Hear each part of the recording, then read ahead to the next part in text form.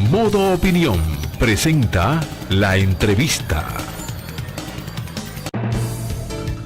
12:34 de la tarde, seguimos aquí, señores, en Modo Opinión, y hoy tenemos, como abordé desde el inicio del programa, a una amiga, abogada y comunicadora, especialista en derecho de familia, con la que vamos a hablar de diferentes temas que tienen que ver con la familia y la niñez. Pero sabemos que tú tienes, Julia, meses, años, pero en estos últimos meses y semanas, dando duro en el tema y generando opinión importante sobre el tema de la niñez, el abordaje de la niñez, su cuidado, el acoso. Recientemente vimos cómo fijaste una posición dentro de un planteamiento con relación al tema del acoso escolar. Bienvenida, Julia, a tu espacio. Primera vez que vienes y me imagino, o espero que no sea la última. Bueno, es la primera vez que me invitan. Tú sabes que a ti no hay que invitarte. Bueno, pues muchísimas gracias. Gracias a la tocaya, porque, bueno, sabes que hay dos Julias hoy en el set. Exactamente. Gracias también a la tocaya por la invitación, y realmente es un honor para mí poder compartir con ustedes este domingo y con toda la audiencia que le sigue. Y como mismo tú señalas, yo tengo desde los 19 años trabajando en niñez, y ya con una oficina de abogados especialistas en derecho de familia, ya tengo 15 años. Entonces, yo creo que es una pasión que tengo. Desde los 7 años recuerdo haber dicho que yo iba a ser profesora porque yo tenía que defender a los niños. Y Dios me fue poniendo en el camino, ¿no? Y hasta el sol de hoy he explorado otras áreas del derecho, las conozco, sin embargo vuelvo y caigo en lo que realmente me gusta. Qué bueno, qué bueno. Julia, tú planteaste hace unos días la necesidad de que el acoso escolar, conocido internacionalmente como el bullying, sea establecido, tipificado y sancionado por las leyes dominicanas. Sabemos que nosotros tenemos como país un atraso legislativo en muchos temas importantes legales. Código civil, código penal. ¿El código de niños, niñas y adolescentes también debe ser adaptado a los nuevos tiempos? Bueno, mira, ¿cuándo fue la última que se le hizo una modificación acorde a los tiempos modernos? Hemos tenido un solo, que fue el del año 2003, que es el con el cual todavía permanecemos. Y la realidad es que hay dos problemáticas básicas. Y la primera es que se desconoce lo que realmente consiste el acoso escolar. Y segundo, se confunde el acoso escolar con el acoso infantil. Entonces, hay ahí dos factores básicos. Y tercero, la legislación ser del año 2003, pues no contempla las sanciones ni tipifica este tipo de situaciones que forman parte del día a día. Muchas veces me decían, pero que yo me crié con eso, ¿a quién no le decían cuatro ojos? ¿A quién no le decían gordo? ¿A quién no le...? Sí, pudiera haber pasado. El tema es que ahora hay otros elementos que conforman lo que es realmente el acoso, y es la intención de dañar, lo que es la asimetría de poder, la constancia en el tiempo, y que se comete entre pares, es decir, entre menores de edad. Inmediatamente interviene la figura del adulto, es que se vuelve entonces el acoso infantil, y ya es tipificado por el Código Penal. Sobre ese señalamiento, uno de mis legisladores favoritos, que lo admiro y le doy mucho seguimiento, José Horacio, me decía, Julia, está en el Código Penal. Le dije, sí, José Horacio, está en la nueva estructura, ¿no? En la nueva propuesta. Le dije, sí, José Horacio, pero está tipificado con la figura del adulto. El instrumento para tipificarlo cuando el hecho se da entre menores, que es el famoso bullying o acoso escolar, debe ser tipificado en el Código de Niños, Niñas y Adolescentes, que es la legislación que consagra sus derechos, deberes y su protección. Julia, ¿cuál es la diferencia? Tú dijiste que hay una diferencia entre acoso infantil y acoso escolar. ¿Cuál es la diferencia? Porque en el colegio también hay niños. No, lo que pasa es que cuando tú hablas ya de acoso infantil, es cuando ya hay un adulto que interviene, ¿no? El famoso grooming, el famoso hecho de que se puede dar hasta con un docente, de acosar a uno. Entonces, ¿qué sucede? La legislación se divide en el momento en que los actos ocurren entre menores de edad, claro, y cuando ocurren con un menor de edad y un adulto. Entonces, la legislación cuando es entre menores de edad es el Código de Niños, Niñas y Adolescentes, Ley 136-03. Ahora, cuando interviene la figura del adulto, se tiene que ir al Código Penal porque el sancionado ya es un mayor de edad.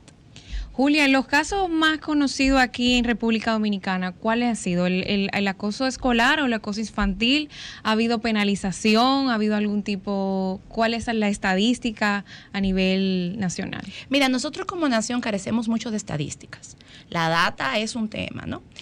Segundo, la otra asunto es que cuando hablamos de temas de menores, pues por el tema de la intimidad, la integridad, pues se hace todo a puertas cerradas. Se mantiene siempre esa confidencialidad.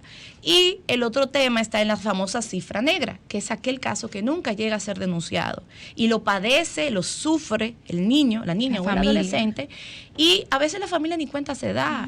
Entonces ahí es donde está, pues obviamente la problemática. Situación actual, crecimiento. Cada vez va más en crecimiento. ¿Por qué? Porque es un mal social silente.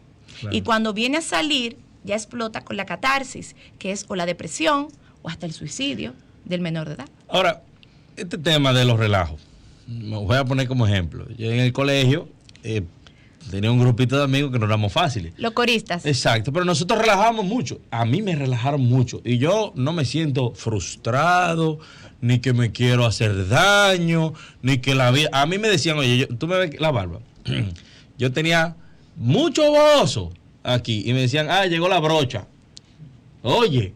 Y a mí no me relajaban, y a mí me relajaba muchísimo, y yo no me ponía guapo por eso. Entonces yo veo ahora que hay como una generación, como de plástico, como de cristal. Los niños porque una de cosa es el acoso, que yo lo haga sistemáticamente, durante el año escolar entero, diciéndote, tu papá no te quiere, tu papá te dejó, que eso son cosas que quizás te llegan demasiado profundo a un evento familiar, o tu papá te abandonó, pero el relajo está incluido ahí en el bullying, en el relajo, la terapia moderna. ¿Cómo se podría llamar? Oye, ¿qué es esa lo que dinámica? pasa? Oye, lo que pasa, primero hay que tomar el contexto de en aquel momento los sistemas familiares, ¿no? En aquel momento tú podías contar pues con una estructura familiar más sólida, donde se trabajaba más la autoestima del menor de edad. Segundo, no contabas con estos instrumentos, los medios digitales, que sobredimensionan el famoso relajo. Y tercero, tienes toda la razón. Hay que aprender a diferenciar una situación puntual a lo que es un acoso. Por eso te hablaba de los elementos constitutivos. Bien. En el día de hoy yo vengo y te digo, dímelo, brocha. Y ese día, ¿no? Amanecí yo más intensa de la cuenta y tú amaneciste de mal humor y me diste el famoso trompón, para ponerte un ejemplo. Ahí ya no tenemos un caso de acoso, ahí tenemos una situación puntual entre menores, que es un hecho que generó pues un malestar.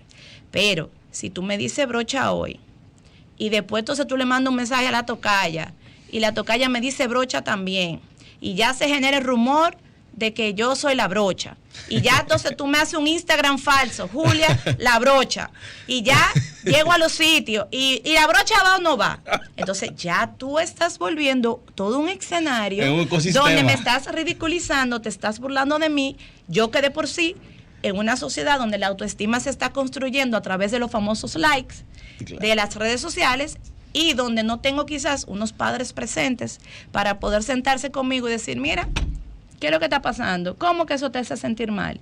Y poder entonces robustecer la autoestima, pues entonces son escenarios distintos. Sí. Compararlo en las épocas que vivimos, pues ahí es donde marca pues un factor diferenciador. Pero sí es cierto, hay que saber lo que es acoso y lo que es una situación puntual entre menores natural que se puede dar en cualquier momento. Eso es así. Bueno, yo no me quiero salir del tema, no sé si tú tienes otro... No, yo me iba a salir del tema. Yo voy a salir del tema, pero... Ok. Bueno, yo me voy a... Y en el caso de del área laboral, cuando se vuelve constante, cuando ya hay una dinámica en la cual es repetitiva, es intensa, incluyen muchas acciones ya de degradarte como persona, de ponerte en una posición en la cual involucra a otros actores también de la misma dinámica laboral. ¿Cómo se llamaría pero eso? No es ese es el famoso mobbing. Pero eso no es acoso infantil. Eso no es infantil. No, por eso es que me quería salir, voy a salirme del tema. Okay, no sé si tú te querías salir... No, yo iba a seguir hablando del tema No, pero infantil. Para cerrarle el tema ahí a la tocaya, mira, te cuento. Ahí hay un factor importante que hay que tomar en consideración, y es que es un tema de respeto. El respeto se ha perdido mucho. Y los límites y el respeto lo pone el actor que en el momento se siente como víctima. Y eso va a hacer que el agresor detenga. Y lo mismo lo puedes traspolar incluso a los menores. ¿Por qué? Porque los agresores en los casos de acoso, detectan a las víctimas y van probando. Entonces, ¿con quién se quedan? Con la víctima que responde a la agresión y la víctima que permite que eso le afecte, ¿no? Entonces es la víctima a la que siguen, ¿no?, enfocándose. Entonces, en el acoso ya laboral hay diferentes aspectos que se puede dar. Se da un acoso ya cuando es sexual, cuando es a tu aspecto físico, cuando es un tema de querer la posición o estrategias de que simplemente no se compagina. Y en esos casos se puede introducir la figura de un coach, se puede solicitar quizás la figura de un traslado, pero el que está sintiéndose víctima de ese tema, lo primero es que tiene que entrar en un proceso de autovaloración y saber que su trabajo tiene calidad, y a partir de ahí marcará la distancia y cortará el acoso. Volviendo un poquito al tema infantil, el tema niñez, algo que me preocupa mucho, yo no sé si tú sabes que uno de nuestros compañeros de este panel durante mucho tiempo fue Jean Luis Rodríguez, y cuando fue legislador promovía la ley incluso hasta de castración química, pero sí, todo el tema de violación a menores. En ese momento él traía data de la cantidad de niños de casos de niños que son abusados, agredidos y violados. Y lo impresionante en ese momento eran la gente cercana, eran padres, tíos, familiares cercanos, vecinos, que tú dices, Dios mío, ¿qué pasa por la mente de un padre de querer hacerle un daño tan grande a algo que salió de ti? Mira, lo que pasa, lo primero es que eso es lo común. Suele suceder con las personas cercanas, porque a quien tú le dejas a tus hijos, pues esa es una persona cercana. Luego, cuando ese tipo de situaciones pasa, que viene específicamente del progenitor o la progenitora, porque también esa sucede con la madre, suelen ser personas que tienen una condición X, ¿no?, psicológica, que hay que trabajarla y que no se puede entonces autocontrolar. No es ya un tema 100% que sea voluntario. Eso no lo exonera de responsabilidad, pero suele ser o que han venido de un círculo donde en su casa habían sido también víctimas de esto, o puede ser que tengan un tema de una tipo de patología. Una vez yo vi un reportaje del tema de los pedófilos, y ahí se explicaba que ellos, casos de ellos mismos relatando la situación, decían, es que lo sentimos. O sea, lo que me llama la atención, lo que me excita sexualmente es el cuerpo no desarrollado de un menor de edad. Y ellos mismos no se entendían.